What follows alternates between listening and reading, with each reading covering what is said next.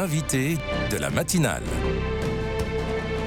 KTO Radio. Il s'appelle Robert Jacquinot, c'est un prêtre jésuite missionnaire qui a notamment exercé sa charge à Shanghai en Chine dans la première partie du XXe siècle et il est à l'origine de la première zone de sécurité humanitaire lors d'un conflit armé, procédé qui inspira d'ailleurs les conventions de Genève en 1949.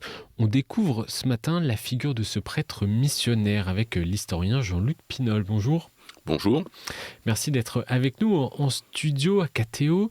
Vous avez travaillé notamment sur la figure du père Jacquinot et vous participez d'ailleurs à un colloque demain à l'Assemblée nationale qui rend hommage à ce missionnaire jésuite.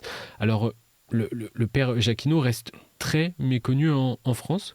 Tout à fait. Ouais. Non, il n'est pas connu. Il n'est pas connu. Et est-ce que c'est le cas en Chine ou est-ce qu'il est plus connu en Chine ? En Chine, on a gardé, en particulier à Shanghai, le souvenir de Jacquinot. Il y a par exemple, dans un temple qui était au centre de cette zone de sécurité, il y a une plaque en chinois avec une toute petite traduction en anglais sur le fait que la zone, qu'on a appelée la zone Jacquinot, se trouvait là. Et dans l'université, on peut continuer à en parler ?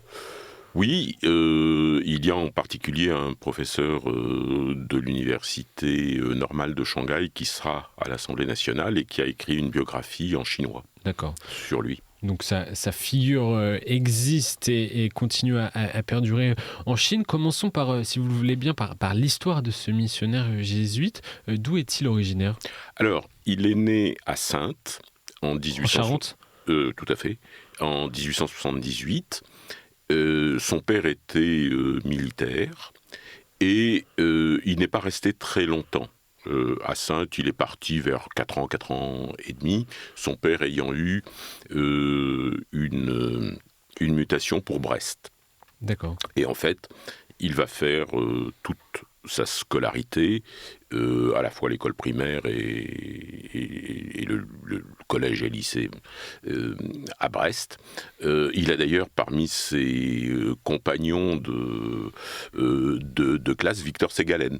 Dites-nous qui est Victor Ségalen est un sinologue important qui va mourir très tôt, mais le fils de Victor Ségalen est à Shanghai en 1937 et il va aller visiter la zone en disant « c'est un ami de mon papa ». D'accord. Non, et c'est peut-être ce pourquoi le père Jacquinot a un lien avec la Chine ? Non, à vrai dire, il ne voulait pas aller en Chine.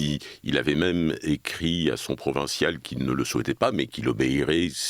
Et l'argument qu'il mettait en avant était le fait qu'il ne voulait pas être trop loin de sa mère, que ce serait pour elle une épreuve trop douloureuse. Et en fait, sa mère est décédée à l'été 1913. Et donc, il va partir à Shanghai, où il arrive en septembre 1913. Donc, avec les jésuites, vous savez pourquoi, comment est-il rentré dans les ordres ? Alors, il était, depuis son école primaire, comme Victor Ségalen, dans un collège jésuite. D'accord. Donc, dans la tradition familiale, bon, il y a une dimension militaire. Son frère cadet va être officier. Il va mourir d'ailleurs pendant la Première Guerre mondiale. Et sa mère, avec qui il a eu une relation très, très, très intense, est très influencée par sa tante, qui est supérieure d'un ordre féminin à Saint-Quentin dans l'Aisne. Et ça va jouer un rôle important. Je voudrais qu'on en vienne maintenant au cœur de cette interview, la création de cette zone humanitaire, la première dans un conflit armé. On est en 1937, vous l'avez dit, au début de la guerre entre le Japon et la Chine. Petit point contextuel sur cette guerre, c'est un conflit particulièrement meurtrier. Tout à fait. Alors, il y a eu déjà un premier conflit entre la Chine et le Japon en 1931-32. Il y a eu une première bataille de Shanghai. Et d'ailleurs, Jacquinot s'est illustré à l'occasion de cette première bataille de Shanghai, en janvier 1932, puisqu'il va, et ça stupéfait un peu tout le monde, il va réussir à organiser une trêve de 4 heures au milieu des combats pour permettre à des civils, des enfants, des vieillards, des femmes, de sortir de la zone de combat. Et en 1937, il y a, à partir de juillet dans le nord de la Chine, à partir du mois d'août à Shanghai, proprement dit, il va y avoir la deuxième bataille de Shanghai qui va être particulièrement meurtrière. Et comment le père Jacquinot a-t-il réussi à convaincre les deux armées à mettre en place cette zone ? Ça paraît assez incroyable, d'autant plus que ce soit un religieux français qui y parvienne. Alors, pour bien comprendre, il faut savoir que dès les années 1920, il est très engagé dans l'aide aux réfugiés. Qu'il s'agisse de réfugiés d'inondations, qu'il s'agisse de réfugiés de famine, etc. La Chine subit des catastrophes naturelles très, très importantes. Par exemple, en 1931, il est très mobilisé pour les inondations. On estime qu'il y a eu peut-être 4 millions de morts. Vous voyez, c'est quand même très... Et donc, il a des fonctions dans des sociétés de secours qui sont la plupart du temps des sociétés de secours où se retrouvent à la fois des Chinois, souvent des Chinois fortunés, et des Occidentaux, avec des chrétiens, ils travaillent beaucoup avec par exemple avec l'Armée du Salut ou avec le YMCA.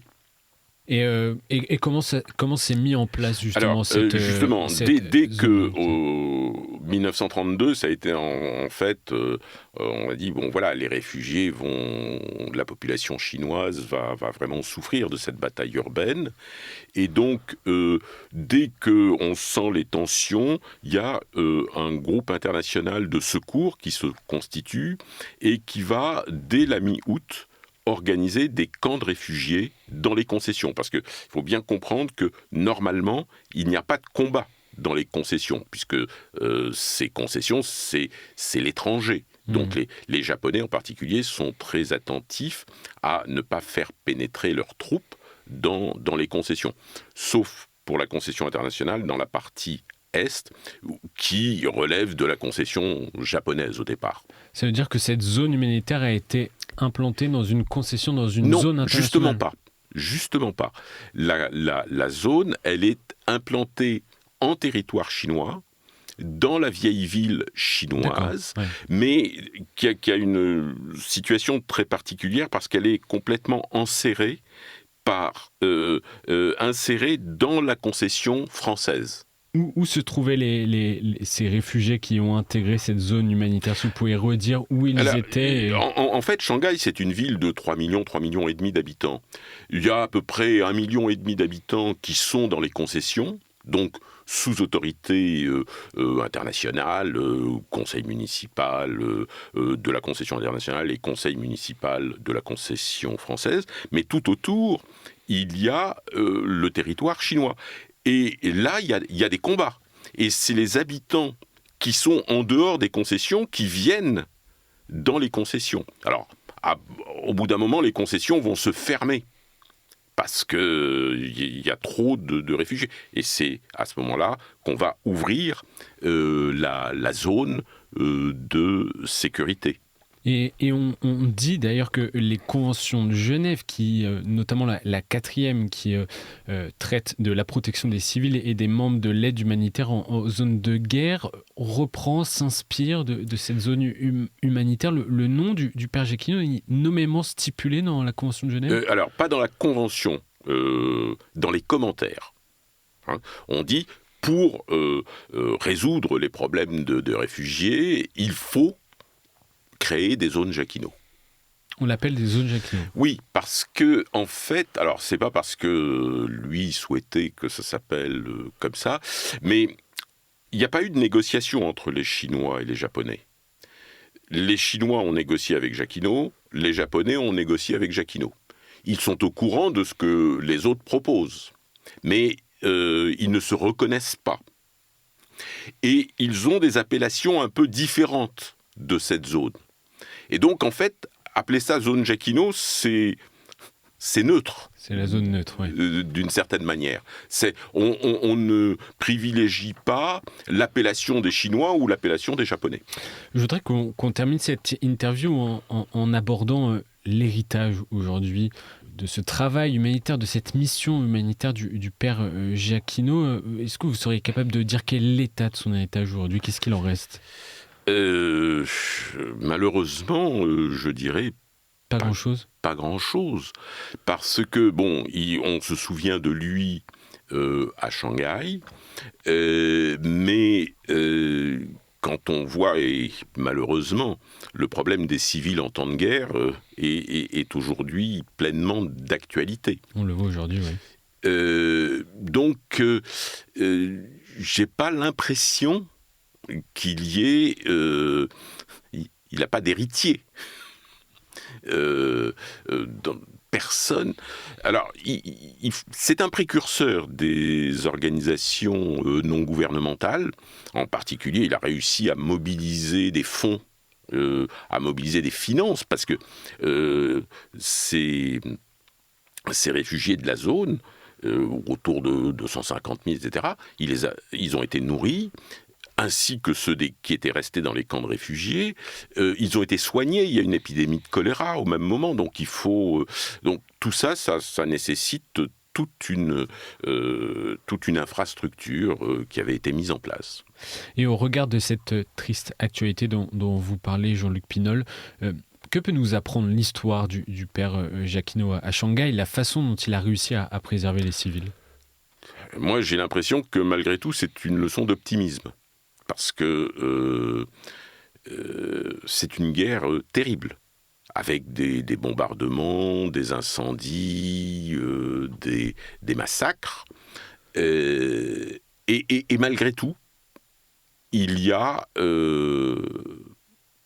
cet optimisme et le fait que des centaines de milliers de personnes ont été sauvées. Donc il faut, c'est un témoignage d'espérance malgré tout, et un héritage d'espérance. Je crois, oui. Qu'il faut garder à l'esprit. Merci beaucoup Jean-Luc Pinol d'être passé par nos studios ce matin de KTO Radio. Je rappelle donc que vous participez demain à un colloque qui rend hommage à la mémoire du père missionnaire jésuite Robert Giacchino à l'Assemblée nationale. Merci à vous. Merci beaucoup.